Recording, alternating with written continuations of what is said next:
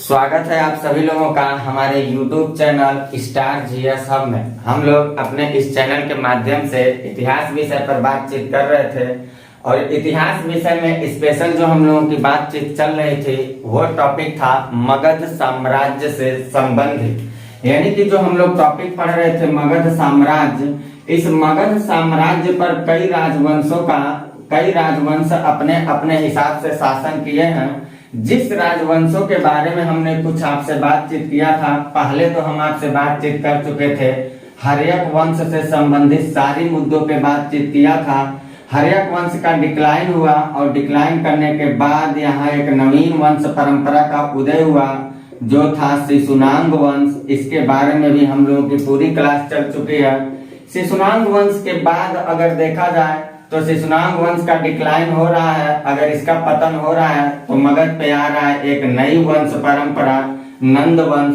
जब नंदों का जमाना चल रहा था उसी समय की बात है कि नंद वंश में महापद्म नंद के बाद जो शासन करने आया था वो घनानंद करके था। घनानंद शासक था और जब घनानंद का शासन चल रहा था मगध की गद्दी पर, ठीक उसी समय की बात है भारत पर दो विदेशी आक्रांताओं का आगमन हुआ, जिसके बारे में इसके पहले वाली क्लास में हमने आपको बताया था।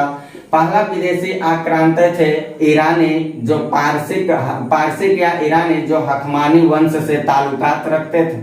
फिर इसके बाद हमने बताया ईरानियों के बाद जो आए थे वो आए थे यूनानी आक्रांता आए थे। और यूनानी आक्रांता में अगर देखा जाए तो सबसे प्रमुख भूमिका निभाने का जो काम किया था वो था सिकंदर। यानी कि ईरानी के बाद जो यूनानी आ रहे हैं, यही यूनानी ईरानियों को पराजित करते हैं और फिर भारत के पश्चिमोत्तर क्षेत्र में सिकंदर के नेतृत्व में अपनी सेना को लेकर के ये चलते हैं।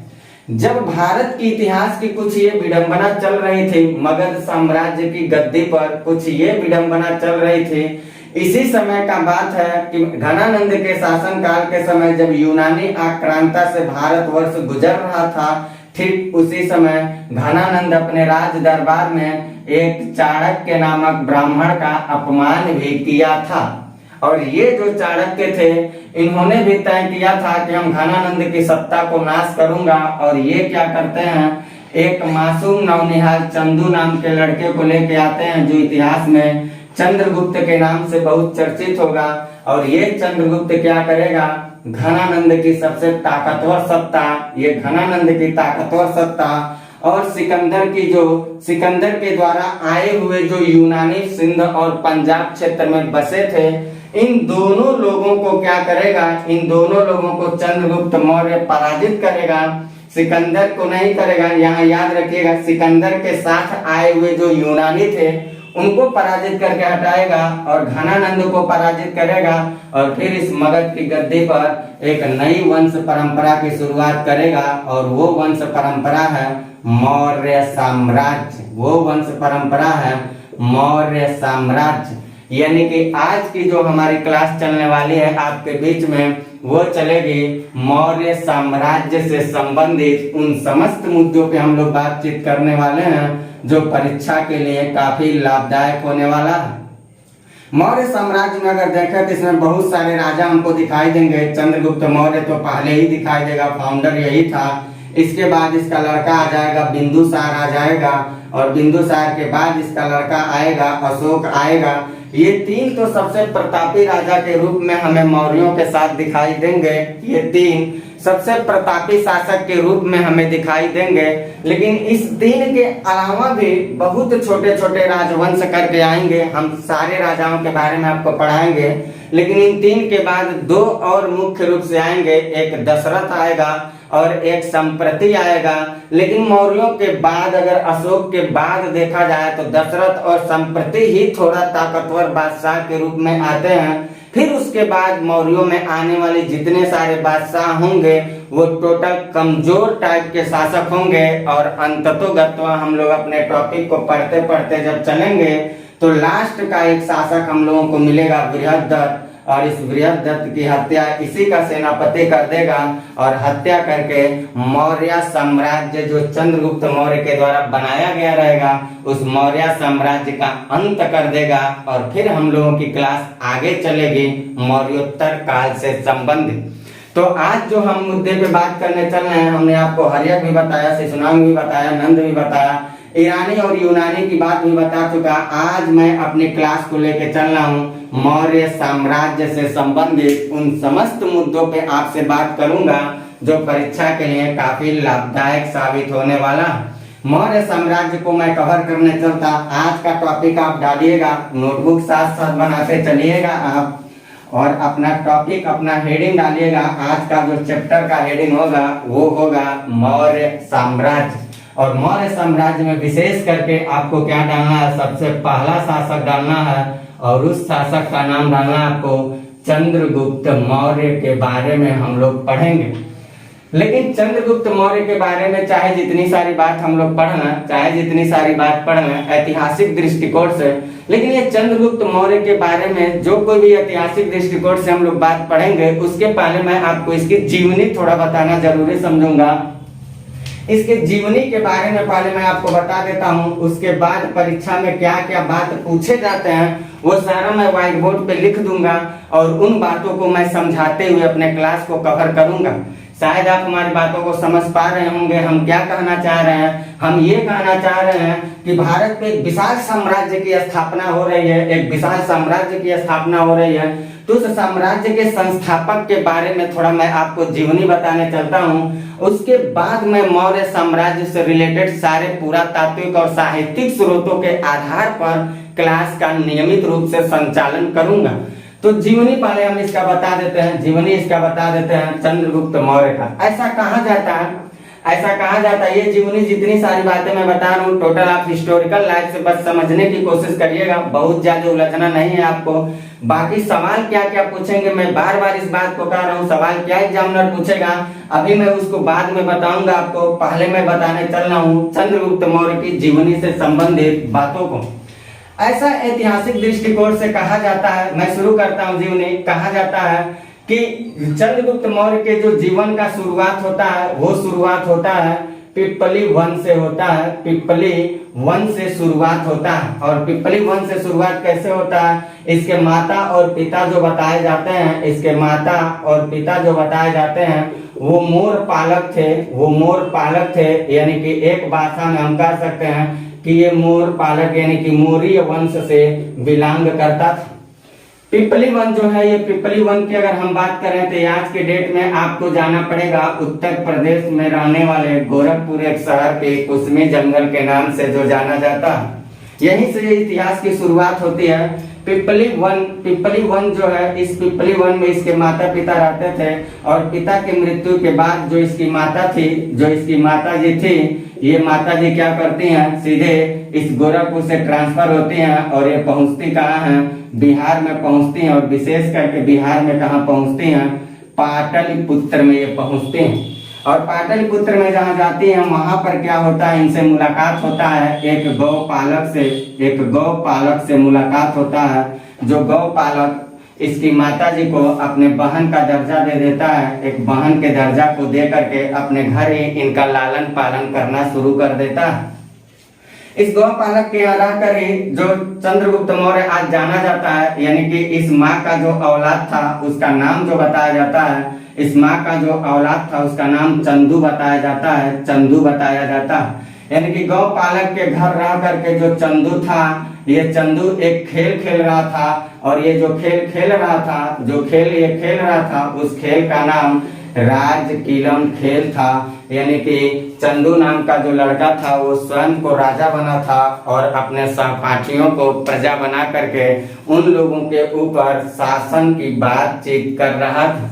जिस समय ये घटना घट रहा है ठीक इसी समय की बात है कि मगध पर शासन करने वाला जो बादशाह था घनानंद, वो घनानंद अपने राज दरबार में कर प्रणाली को बहुत ज्यादा बढ़ा दिया था और उस पर बहिष्कार करने का काम जो उसके दरबार में उपस्थित ब्राह्मण चाणक्य ने किया, तो घनानंद अपनी शक्ति की घमंड में आकर के चाणक्य का अपमान किया था, उसके जटा को शायद पकड़कर खींचा भी था।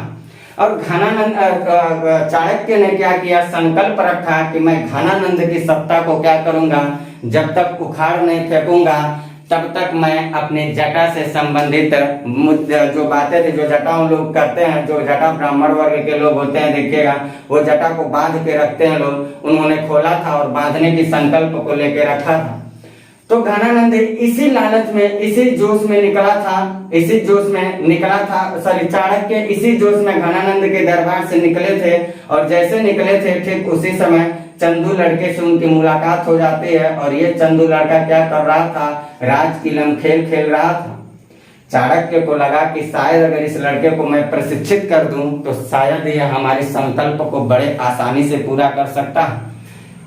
जो चाणक्य था उसने क्या किया, उस लड़के की माता यानी कि इस माँ के पास पहुंचता है और माँ के पास पहुंच के कहता है कि जो लड़का आपका, इस लड़का को मैं प्रशिक्षित करना चाहता हूँ, इसको हमारे अंडर में रख दीजिए।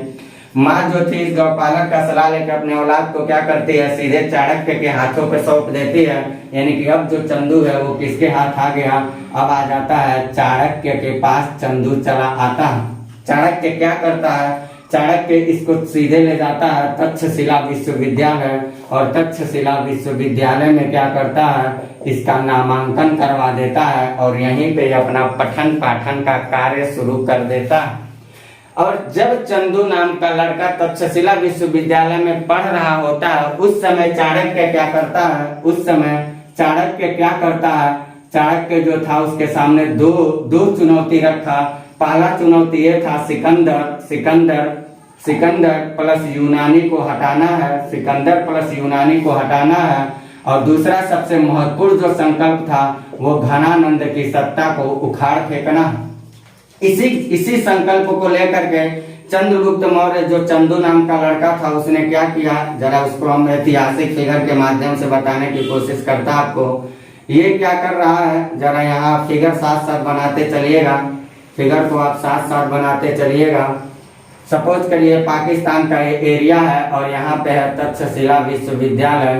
तो ये तक्षशिला विश्वविद्यालय से क्या कर रहा, पाकिस्तान का जो सिंध क्षेत्र था और जो पंजाब क्षेत्र था, जो सिंध क्षेत्र था और जो पंजाब क्षेत्र था, इन दोनों क्षेत्रों पे अधिकार किसका था, यूनानियों का अधिकार हो चुका था। विश्वविद्यालय में, तक्षशिला विश्वविद्यालय में अध्ययन करके ही ये सिंध पे भी धावा बोला, पंजाब पे भी धावा बोला और धावा बोल के सबसे पहले अपने जीवन काल में सिंध और पंजाब पे एकाधिकार कर लेता है। एकाधिकार करने के बाद चंदू के पास प्रोत्साहन बहुत ज्यादा हुआ और काफी हौसलाओं को लेकर के अपना टारगेट कर रहा है सीधे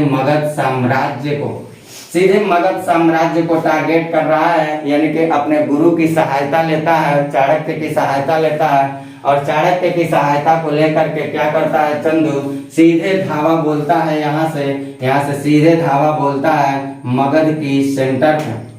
लेकिन चंदू जो था और चाणक्य जो थे, इन दोनों के जीवन की एक भयावह गलती थी। वो गलती बस यही था कि इन्होंने जब युद्ध अभियान जारी किया था तो युद्ध अभियान को जारी करके सीधे मगध की राजधानी पे धावा बोले थे। और मगध की राजधानी पे अगर दो नौनिहाल धावा बोलते हैं तो ये बात तो तय हो जाता है कि मगध की गद्दी पे शासन करने वाला वो शक्तिशाली बादशाह घनानंद, जो अपनी शक्ति संपन्नता से जाना जाता है, जिसकी शक्ति और ताकत को देख करके विश्व विजेता के रूप में जाने जाने वाला सिकंदर की सेना धाराशायी हो जाती है, उस शक्तिशाली शासक के पास एक चंद्रगुप्त मौर्य और गुरु चाणक्य की ताकत किस काम आएगी। यही कारण है कि चंदू और उसके गुरु चाणक्य जो थे, इन दोनों लोगों को बहुत ही भयानक तरीके से मगध का शासक घनानंद ने पराजित कर दिया।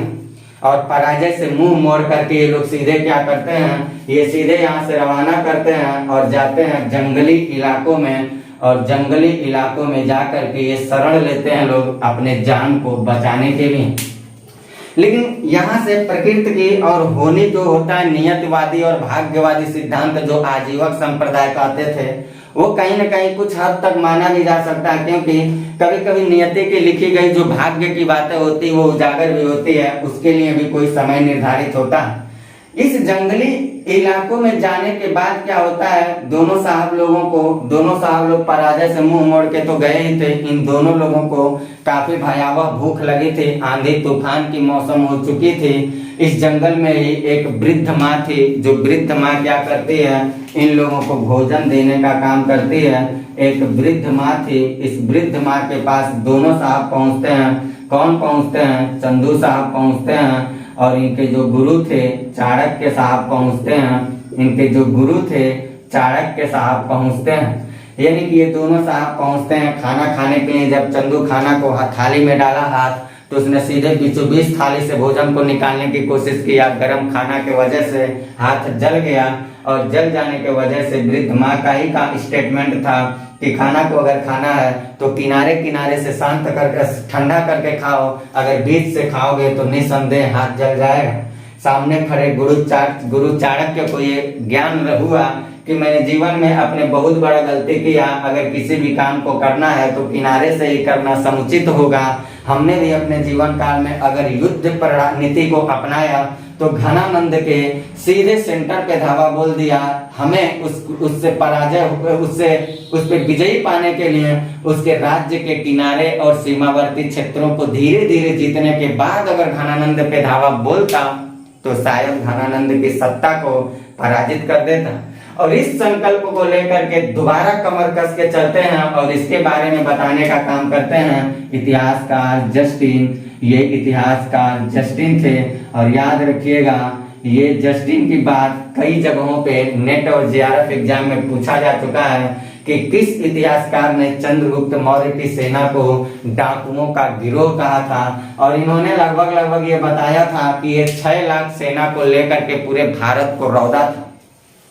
यहाँ से ज्ञान लेने के बाद फिर ये गुरु की सहायता से चंद्रगुप्त मौर्य लगभग 6 लाख सेनाओं को लेकर के धावा बोला। 6 लाख सेना को ले माना जाता है कि उसकी लगभग 6 लाख सेनाओं की गिरोह थी, और टोटल डाकुओं का वो गिरोह था। डाकुओं का गिरोह का मतलब ये हुआ कि जो बच्चा लोग कोई काम काज नहीं करते थे, जैसे आप भी समाज में घूमने वाले कुछ ऐसे लोगों को देखते होंगे जिनका काम धाम कुछ नहीं होता, सुबह खाएंगे शाम को फिर आएंगे खाएंगे, दिन में क्या हुआ उनसे घर के कोई मतलब नहीं है। कुछ ऐसे लोग थे जो चंदू का साथ दिए और इन सारे लोगों को अपने सेनापति के रूप में वो स्वीकार किया, और स्वीकार करने के बाद वो धावा बोलता है। और धावा जब दूसरी बार बोलता है तो घनानंद जैसे एक विशाल शक्तिशाली ताकतवर और तानाशाह शासक, जिसकी शक्ति से सिकंदर की सेना डर गई थी, उस ताकतवर और तानाशाह शासक की एक विशाल साम्राज्य को धाराशाही कर देता है। और धाराशाही करने के बाद चंदू लड़का जो था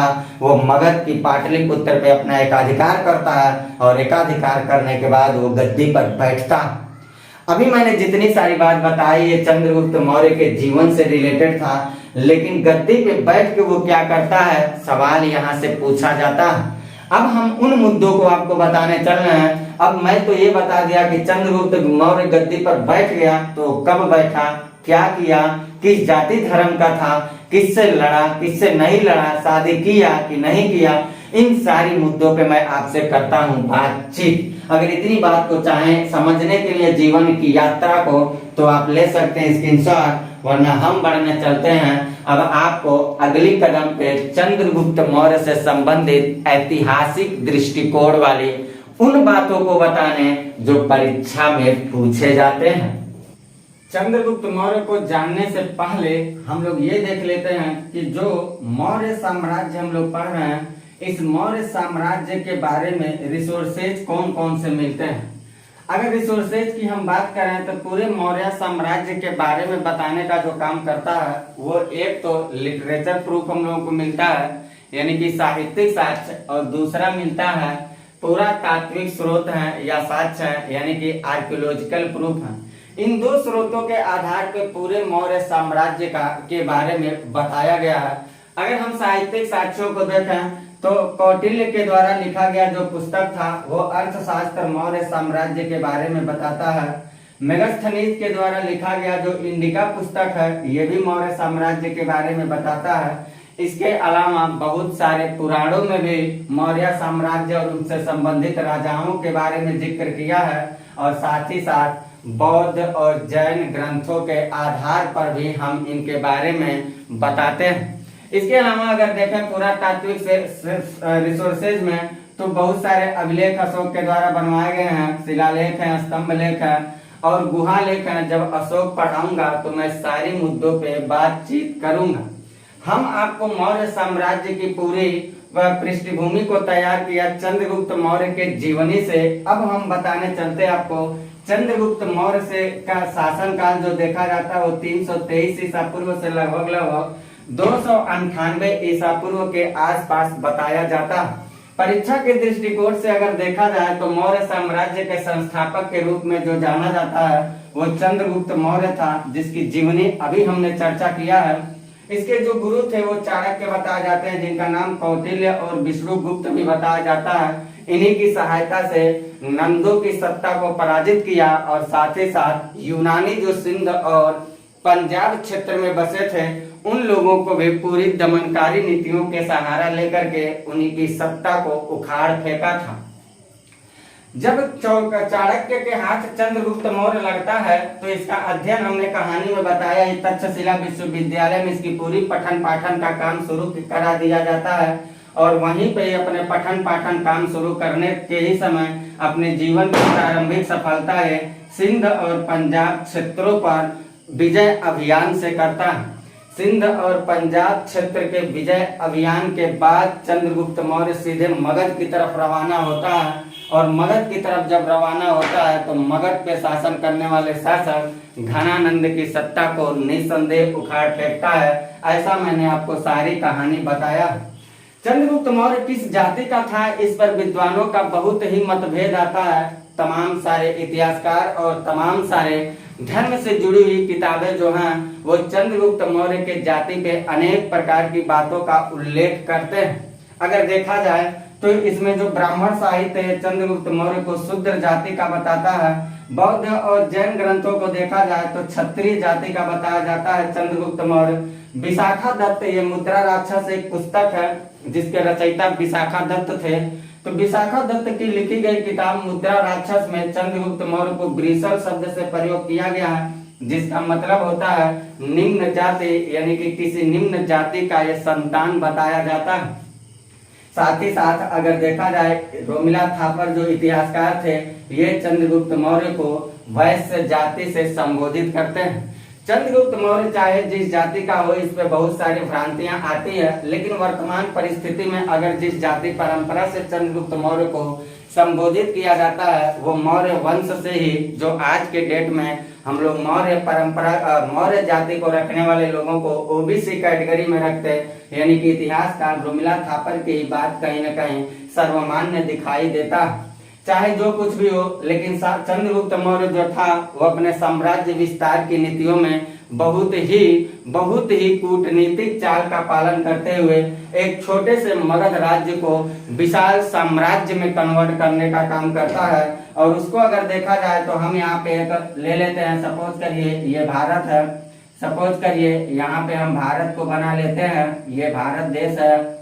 इस भारत देश पे शासन करने का काम ये कहाँ कर रहा था, तो हम कहेंगे ये मगध पे अपना शासन कर रहा था, यानी कि बिहार के क्षेत्र पे अपना शासन करता था। यहाँ से सीधे उत्तर में हिंदुकुश पर्वत तक पहुँचता है। दक्षिण की अगर बात करें तो कर्नाटक के क्षेत्रों तक पहुँचता है, कावेरी नदी घाटी तक अपना पूरा विस्तार करता है। पूर्व में अगर देखा जाए तो बंगाल तक पहुँचता है, और पश्चिम में अगर देखा जाए तो ये पहुँचता है गुजरात तक पहुँचता है। इधर बंगाल की खाड़ी और अरब सागर तक भी चंद्रगुप्त मौर्य का विस्तार था, यानी कि एक छोटे से राज्य को विशाल साम्राज्य में कन्वर्ट करने का काम चंद्रगुप्त मौर्य अपने गुरु चाणक्य की सहायता से कर रहा है। इतिहास के अनुसार ये भी बताया जाता है कि चंद्रगुप्त मौर्य जो था इस चंद्रगुप्त मौर्य का गुजरात अभिलेख के बारे में हम लोगों को एक साक्ष्य मिलता है, और वो साक्ष्य रुद्रदामन का जूनागढ़ अभिलेख। रुद्रदामन का जूनागढ़ जो अभिलेख है, उस जूनागढ़ अभिलेख के अनुसार बताया जाता है कि चंद्रगुप्त मौर्य जो था वो चंद्रगुप्त मौर्य का ही एक गवर्नर था जिसका नाम पुष्यगुप्त बताया जाता है। और ये पुष्यगुप्त क्या किया था, सुदर्शन झील का निर्माण करवाया था। सुदर्शन झील का निर्माण करवाया था। इस सुदर्शन झील का निर्माण पुष्यगुप्त ने ही करवाया था, जो रुद्रदामन के जूनागढ़ अभिलेख से पता चलता है। साम्राज्य विस्तार में अगर देखा जाए तो साम्राज्य विस्तार में हिमालय, कर्नाटक, बंगाल, गुजरात जो लिखा हूं ये उत्तर में याद रखिएगा हिमालय है, दक्षिण में कर्नाटक है, पूर्व में बंगाल है और पश्चिम में गुजरात तक के क्षेत्रों पे अपना एकाधिकार जमाने का काम किया। यूनानी परंपरा से गुजरने वाले जितने सारे लेखक थे वो चंद्रगुप्त मौर्य को सेंड्रोकेट्स और एंड्रोकेट्स के नाम से भी बताते हैं। सेंड्रोकेट्स और एंड्रोकेट्स की अगर बात किया जाए तो जो इतिहासकार स्ट्रेबो थे, इतिहासकार स्ट्रेबो और इतिहासकार जस्टिन, इनका नाम याद रखिएगा। एक है स्ट्रेबो है और एक जस्टिन है। ये दोनों इतिहासकार जो हैं वो चंद्रगुप्त मौर्य को सेंड्रोकेट्स के नाम से पहचानते हैं। और कुछ इतिहासकार जो हैं जैसे एरियन इतिहासकार हैं और प्लूटार्क हैं, ये दोनों इतिहासकार जो हैं वो एरियन हैं और जो एक है एरियन है और एक है प्लूटार्क। ये दोनों इतिहासकार जो हैं वो चंद्रगुप्त मौर्य को एंड्रोकेट्स के नाम से भी बताए हैं। यानी कि यूनानी लेखों में या यूनानी परंपराओं में अगर देखा जाए तो चंद्रगुप्त मौर्य को सेंड्रोकेट्स और एंड्रोकेट्स के नाम से जाना जाता था। जब इसके पहले की क्लास हमने बताया था तो आपको एक बात बताया था कि भारत पर यूनानी आक्रांताओं का आगमन हुआ और उसमें प्रमुख भूमिका निभाने का काम किया था सिकंदर का ही एक सेनापति हमने बताया था, उस समय सेलुकस निकेटर था और जल सेनापति के रूप में मैंने बताया था निर्याकस था। जो सिकंदर का सेनापति सेलुकस निकेटर था वो हार कहाँ मानने वाला है, अपने गुरु यानी कि अपने जो भी शासक बादशाह या गुरु जो उसके थे सिकंदर। सेलुकस ने सिकंदर की इस अपमानजनक बात से बहुत ही दुखित था और इसी का फायदा लेने के लिए उसने क्या किया, सीधे मौर्यों के शासक चंद्रगुप्त मौर्य के ऊपर अटैक कर देता है। और ये घटना घटी थी, इतिहास के एक प्रमाणिक स्रोत में बताया जाता है, ये घटना घटी थी 305 ईसा पूर्व के आसपास। यानी कि 305 ईसा पूर्व के आसपास संग्राम हो रहा है, युद्ध हो रहा है और उस युद्ध में दो ताकतवर शक्ति दोनों तरफ थे। एक तरफ मौर्य वंश से ताल्लुकात रखने वाला चंद्रगुप्त मौर्य और दूसरी तरफ सिकंदर का एक सेनापति सेलुकस निकेटर। इन दोनों की सेनाओं के बीच घमासान युद्ध होता है और नतीजा ये निकलता है कि चंद्रगुप्त मौर्य सेलुकस निकेटर को भयावह तरीके से पराजित करता है। अपमानजनक संधि को कर करके सेलुकस निकेटर अपने आप को बचाता है और संधि का परिणाम यही था कि सेलुकस निकेटर जो था उसकी की पुत्री थी हेलेना। इस हेलेना से क्या करता है, चंद्रगुप्त मौर्य का विवाह कर देता है। चंद्रगुप्त मौर्य की एक और पत्नी बताई जाती है, वो दुर्धरा बताई जाती है। तो चंद्रगुप्त मौर्य की जो पत्नी दुर्धरा थी, इसी के गर्भ से पैदा होता है बिंदुसार, जो अगला शासक के रूप में अभी हम लोगों को दिखाई देगा। चंद्रगुप्त मौर्य जब सेलुकस निकेटर को पराजित करता है तो चंद्रगुप्त मौर्य पराजित करने के बाद सेलुकस निकेटर क्या करता है, अपनी पत्नी अपनी बेटी थी हेलेना, इसका नाम कहीं कहीं कार्नेलिया भी बताया जाता है, इसका विवाह कर देता है चंद्रगुप्त मौर्य से। चंद्रगुप्त मौर्य से विवाह करने के बाद सेलुकस निकेटर चंद्रगुप्त मौर्य के ऊपर काफी प्रभावित हुआ और दहेज के रूप में वो 4 राज्य देता है। दहेज के रूप में 4 राज्य देता है। पहला एरिया का क्षेत्र दे दिया जो हेरात है, दूसरा अराकोसिया का क्षेत्र दे दिया जो गंधार क्षेत्र था, तीसरा जेड्रोसिया को दे दिया जो मकरानकट था और चौथा पेरिपेमिसडाई क्षेत्र को दिया जो काबुल क्षेत्र था। इन 4 क्षेत्रों को सेलुकस निकेटर दहेज के रूप में चंद्रगुप्त मौर्य को सौंपता है। चंद्रगुप्त मौर्य ने सोचा कि हमारा जो दुश्मन था, जो ससुर के रूप में भी हो चुका है, ये दुश्मन जो था, इस दुश्मन के पराजय के पीछे सबसे बड़ा कारण क्या था? कारण यही था कि सेलुकस निकेटर के पास युद्ध नीति नहीं था। सेलुकस निकेटर के पास सेनाओं को ले जाने के लिए अस्तबल नहीं थे, सेनाओं के ले जाने के लिए बहुत ज्यादा हाथियों का अभाव था। अगर हाथी पे बैठ के आप वार करते हैं तो उस समय गोली बारूद का जमाना था नहीं कि राइफल को निकाले और ऑन द स्पॉट मार दे। तलवार और भाले से युद्ध होते थे। हाथी की ऊंचाई ज्यादा होने के कारण उस सेना को मारना बड़ा मुश्किल पड़ जाता था। यही कारण है कि चंद्रगुप्त मौर्य ने क्या किया, अपने ससुर जी को क्या करता है, 500 हाथी का उपहार देता है। यानी कि सेल्यूकस निकेटर को क्या करता है, 500 हाथी उपहार देता है। और इस बात को बताते हैं इतिहासकार प्लूटार्क। इतिहासकार प्लूटार्क कहते हैं कि अपमानजनक संधि के बाद 2 घटना घटित हो रहा है। मुख्य रूप से एक घटना यह घटित हो रहा है कि सेल्यूकस निकेटर अपनी पुत्री का विवाह कर देता है चंद्रगुप्त मौर्य से और साथ में 4 प्रांत दहेज देता है। और उपहार के रूप में क्या होता है, चंद्रगुप्त मौर्य सेल्यूकस को 500 हाथी उपहार दे देता है। सेल्यूकस निकेटर का ही राजदूत था मेगस्थनीज। उस मेगस्थनीज को भारतीय उपमहाद्वीप में सेल्यूकस भेजता है और मेगस्थनीज चंद्रगुप्त मौर्य के राज दरबार में आता है। ये वही मेगस्थनीज है जो मौर्य साम्राज्य के साहित्यिक साक्ष्यों में मिलने वाले जानकारी से एक साहित्यिक साक्ष्य उपलब्ध करता है और वो है इंडिका पुस्तक। यानी कि एक भाषा में आप ये याद रखिएगा, मेगस्थनीज की लिखी गई जो पत्रिका थी, पुस्तक थी, उसका नाम इंडिका इतिहास में बताया जाता है। इतिहासकार जस्टिन क्या कहते हैं, इतिहासकार जस्टिन ये कहते हैं कि चंद्रगुप्त मौर्य जो था उसके पास लगभग 6 लाख की सेनाएं थी। और इतिहासकार स्ट्रेबो जो थे वो बताते हैं कि चंद्रगुप्त मौर्य जो था इसको पालिक्रोथस या पाटलिपुत्रक के नाम से भी जाना जाता था। लेकिन चंद्रगुप्त मौर्य चूंकि जैन धर्म का अनुयायी था, चंद्रगुप्त मौर्य जैन धर्म का अनुयायी था, तो ये बात याद रखिएगा कि चंद्रगुप्त मौर्य किस धर्म का अनुयायी था, तो आप याद रखिएगा वो जैन धर्म का अनुयायी था। और जैन धर्म के अनुयायी होने के नाते जैन परंपरा में कुछ चलती थी रूढ़िवादी परंपराएं, जिसको राजस्थान हाईकोर्ट ने आगे चल करके रोक भी लगा दिया है। और वो रूढ़िवादी परंपरा क्या थी, जैन धर्म में उपस्थित संथारा प्रथा, काया क्लेश प्रथा या कह सकते हैं संलेखना प्रथा। काया क्लेश प्रथा में क्या होता था, जैन धर्म में ये कहा गया कि अगर कोई भी जैन धर्मावलंबी जिसको ये एहसास हो जाए कि हम भयानक रूप से बीमार हो चुके हैं, अब मुझे जीने की अब हमें जीने की कोई भी चांस नहीं है, अगर उसको ये महसूस हो जाए कि हमारी बीमारी इतनी ज्यादा हो चुकी है हम जी नहीं सकते हैं, या किसी भी जैन धर्मावलंबी को ये महसूस होने लगा कि मैं दूसरे की सहायता नहीं कर पा रहा हूँ, तो इन 2 परिस्थिति में ये कहा गया है कि वो तभी जैन धर्म का कट्टर अनुयायी माना जाएगा जब वो काया क्लेश प्रथा का पालन करते हुए स्वयं को त्याग देगा।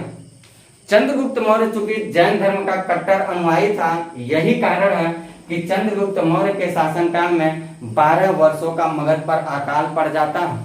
उन 12 वर्षों के मगध के अकाल को ताबड़तोड़ सामना करने की कोशिश किया, बावजूद इसके मगध के अकाल का सामना करने में चंद्रगुप्त मौर्य सफल नहीं हो पाता।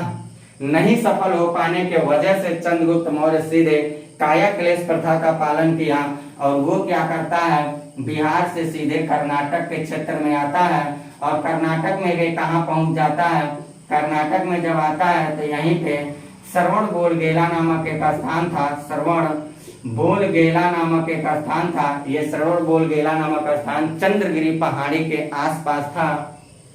यहाँ पर क्या करता है, ये आता है और जब ये आता है तो इसके साथ इसके एक गुरु आते हैं। उस गुरु का नाम बताया जाता है भद्रबाहु बताया जाता है।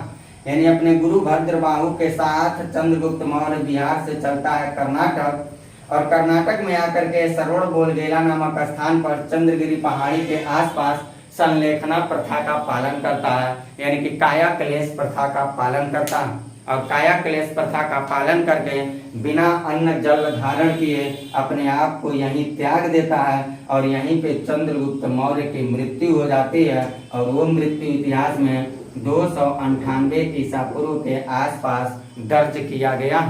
यानी कि 298 ईसा पूर्व के आसपास भारत का एक चक्रवर्ती सम्राट चंद्रगुप्त मौर्य का देहावसान हो जाता है।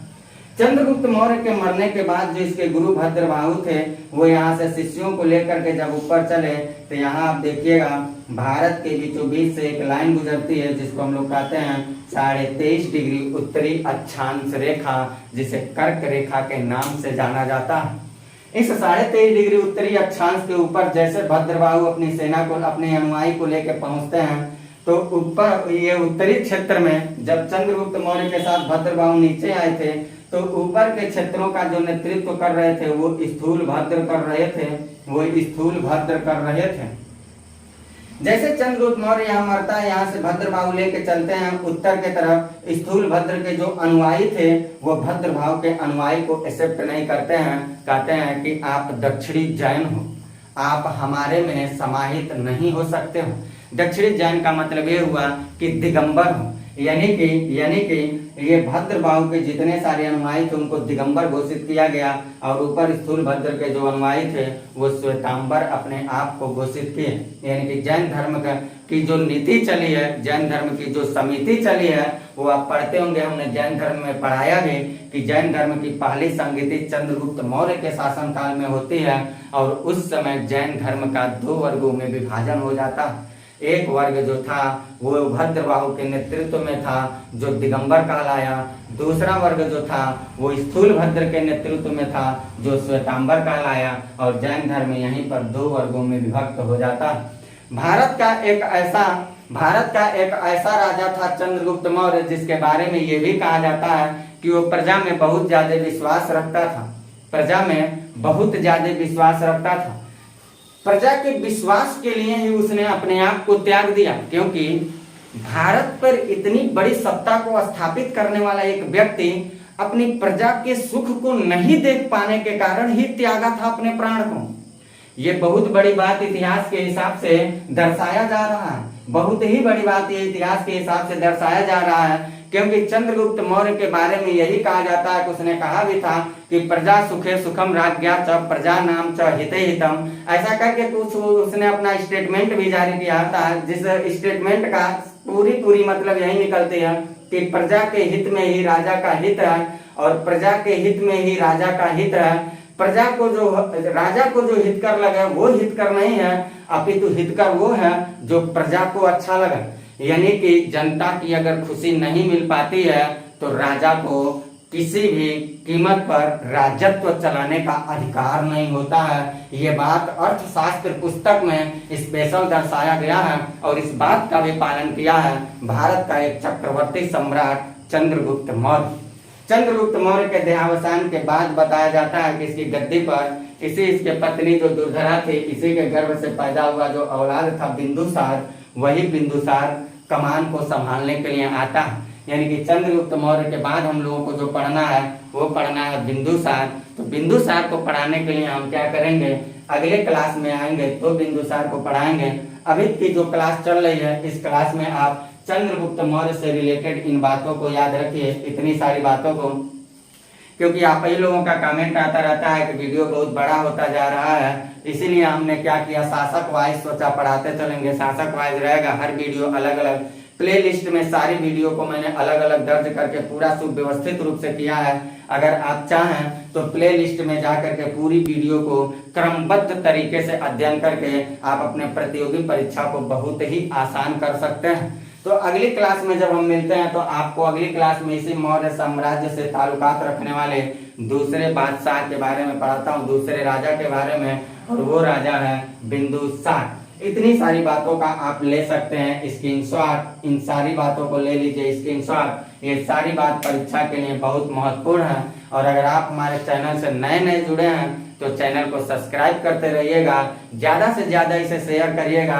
वीडियो को लाइक करिएगा, बेल आइकन भी दबाते चलिएगा, क्योंकि आप ही लोगों का साथ और सहयोग जब हमें मिलेगा तो निस्संदेह हम पूरी तत्परता के साथ आप लोगों के लिए अच्छे से अच्छे कंटेंट को उपलब्ध कराऊंगा अपने YouTube channel star GS hub पर, ताकि उस कंटेंट की सहायता से आप क्या अपने प्रतियोगी परीक्षा को आसान कर पाएं। यहाँ कोई भी फेक बात नहीं चल रही, याद रखिएगा। बहुत सारे YouTube चैनल चलते रहते हैं, आप देखते भी होंगे, एक बार आप कंटेंट का मिलाप कर लीजिएगा, जो बहुत नाम कमाया हुआ मास्टर होगा उसके कंटेंट में, और ये व्हाइट बोर्ड पर पड़े हुए कंटेंट से कितना लाभदायक आपको लग रहा है, हमें भी जरा कमेंट करके बताइएगा, हम भी देख लेंगे कि ऐसा कौन सा है। मेरा जहाँ तक मानना है कि आपको भले ही मेरा थोड़ा समस्याएं अभी हैं बहुत ज्यादा, इसलिए अभी डिजिटल बोर्ड की सिस्टम नहीं चल पा रही। अगर डिजिटल बोर्ड रहता तो शायद और सारी कंटेंट तो यही रहते, मैं आपको पेपर भी सॉल्व करवाते चलता, जिस मुद्दे को अभी कवर कर पाने में